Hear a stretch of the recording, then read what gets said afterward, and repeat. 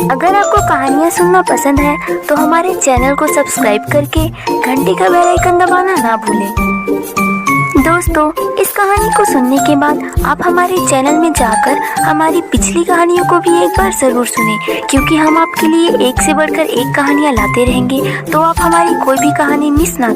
ये कहानी है एक गांव में रहने वाले छोटे से परिवार की, जिसमें जमींदार लखीराम और उसकी पत्नी प्रेमलता रहती थी।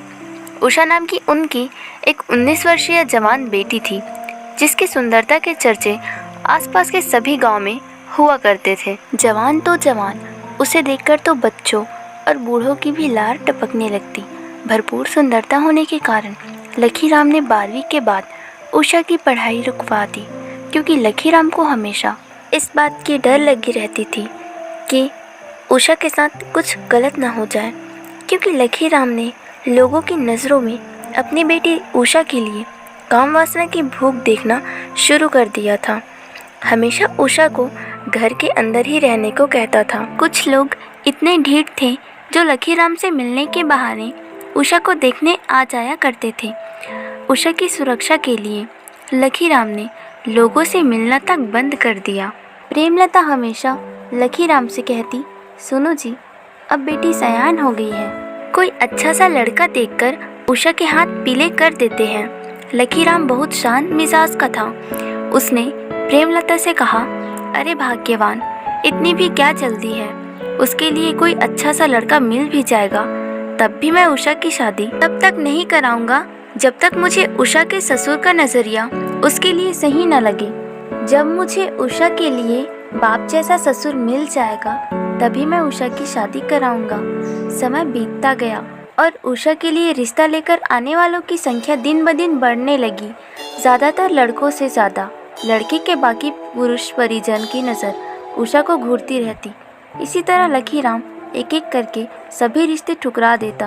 अब उषा 22 वर्ष की हो गई, लेकिन अब तक लखीराम को उषा के लिए कोई भी लड़का पसंद नहीं आया। उषा की शादी की चिंता में लखीराम की तबीयत खराब होने लगी। लखीराम को रिश्ता ठुकराने की ऐसी आदत बन गई, जिसकी वजह से लखीराम उन रिश्तों को भी मना कर देता जो उषा के लिए बिल्कुल सही होते थे। प्रेमलता लखीराम से कहती, लगता है आपने उषा की शादी नहीं करवाने की कसम खाई है। लखीराम ने कहा, ये कैसी बात कर रही हो प्रेमलता? भला मैं क्यों अपनी बेटी का बुरा सोचूंगा? प्रेमलता कहती है, और नहीं तो क्या, हमारी उषा की उम्र बढ़ती जा रही है और आप तो हज़ारों रिश्ते ठुकरा कर बैठे हो। यहाँ तक कि आप उन रिश्तों को भी मना कर देते हो जिनके घर में लड़के और उसकी माँ के अलावा और कोई नहीं रहता। आखिर तुम्हारे दिमाग में चल क्या रहा है? लखीराम कहता है, अरे भाग्यवान, अगर लड़के के घर में केवल लड़का और उसकी माँ रहती है तो ये भी तो हो सकता है ना कि जब लड़का अपने काम पर जाएगा तो घर में मेरी उषा अकेली हो जाएगी और कहीं कोई पड़ोसी मेरी बेटी के अकेलेपन का फ़ायदा ना उठाए और उसकी सास भी रहेगी तो वो बूढ़ी और कमज़ोर होगी, इसलिए वो भी मेरी बेटी को नहीं बचा पाएगी। प्रेमलता ने कहा, आपसे तो बात ही करना बेकार है, और पैर पटक कर वहाँ से चली गई। उषा के प्रति लखीराम की चिंता ने उसके शरीर को खोखला करना शुरू कर दिया। एक दिन अचानक सिवान नाम का लड़का अपनी भाभी माधुरी के साथ उषा के लिए रिश्ता लेकर आया, और हमेशा की तरह लखीराम ने सिवान और उसकी भाभी से सवाल पूछना शुरू ही किया था कि अचानक उसकी तबीयत बहुत खराब होने लगी। कमज़ोरी से उसे चक्कर आने लगे। सिवान ने डॉक्टर को कॉल करके बुलाया। लखीराम को लगा कि अब वो नहीं बच पाएगा। लखीराम ने सोचा कि अगर उसके जीते जी उषा की शादी नहीं हुई तो लखीराम उषा और प्रेमलता की नज़रों में गिर जाएगा। लखीराम ने ताव देखा ना ताव और प्रेमलता से एक सिंदूर की डिबिया मंगाई और एक रेशम का धागा, और वहीं उषा को बुलाकर शिवान से उषा की मांग भरवा दी और गले में रेशम का धागा बंधवा दिया। लखीराम ने कहा, मेरी वजह से मेरी बेटी इतने साल कुंवारी रही। देखो सिवान, मैंने ऐसा इसलिए करवाया क्योंकि हो सकता है मैं नहीं बच पाऊँ। मेरी बेटी तुम्हारी जिम्मेदारी है, इसे कोई तकलीफ़ नहीं होने देना। इतना कहकर लखीराम ने उषा को सिवान के साथ विदा कर दिया। उषा जब सिवान के घर पहुंची तब वहां कुछ अलग ही माहौल था।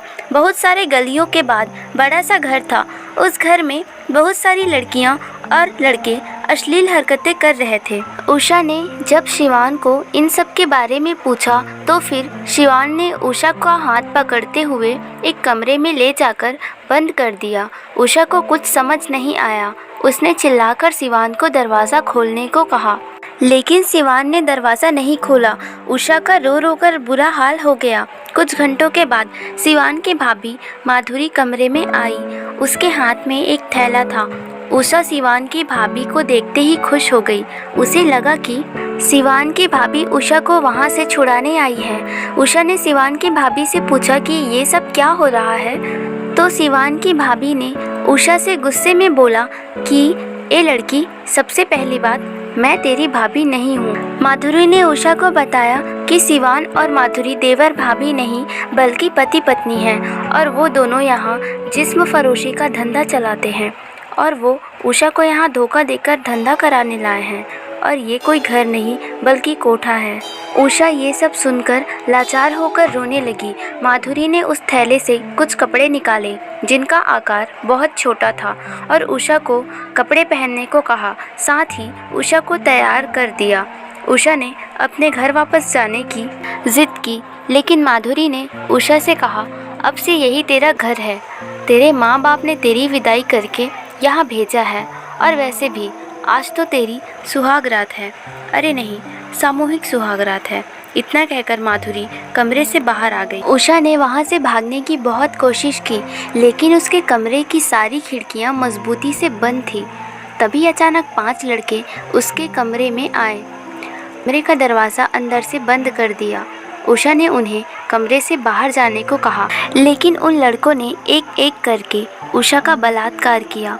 उषा छटपटाने लगी और उन लोगों से रहम की भीख मांगी, लेकिन किसी ने उषा पर दया नहीं दिखाई।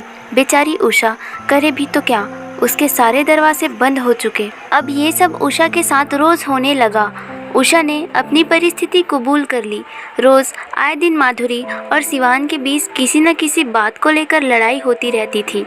माधुरी गुस्से में आकर चीज़ों को सिवान के ऊपर फेंकने लगती। एक दिन माधुरी और सिवान की लड़ाई हो रही थी और माधुरी ने गुस्से में आकर सिवान के ऊपर कांच की प्लेट फेंक दी, जिससे सिवान के हाथ में गंभीर चोट लग गई। लेकिन माधुरी को कोई फर्क नहीं पड़ा। लेकिन सिवान के हाथों से खून बहता देख उषा भागकर सिवान के पास आई और सिवान के हाथों में पट्टी लगाई। सिवान ये सब देखकर हैरान हो गया, लेकिन फिर भी सिवान ने उषा को थैंक यू भी नहीं बोला।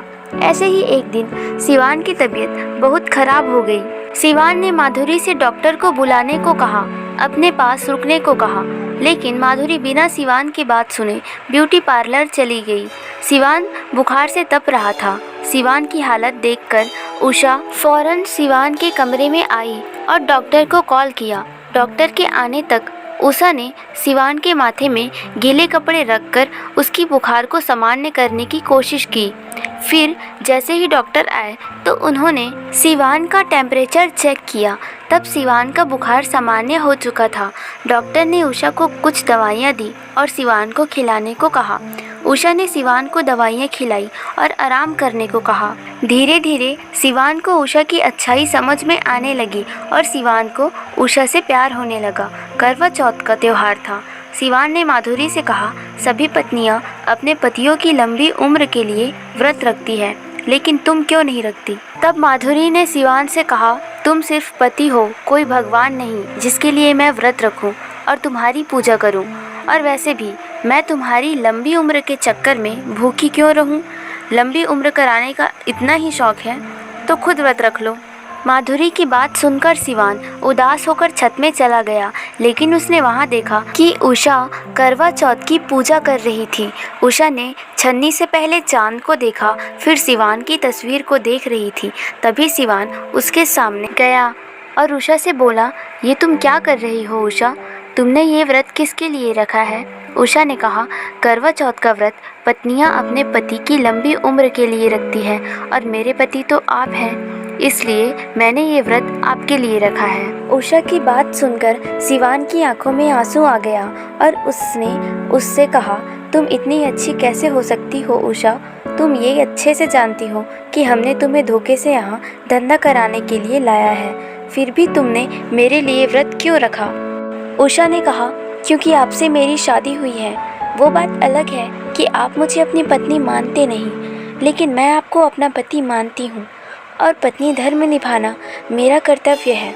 आप गलत रहो या सही, लेकिन हो तो आप मेरे भगवान।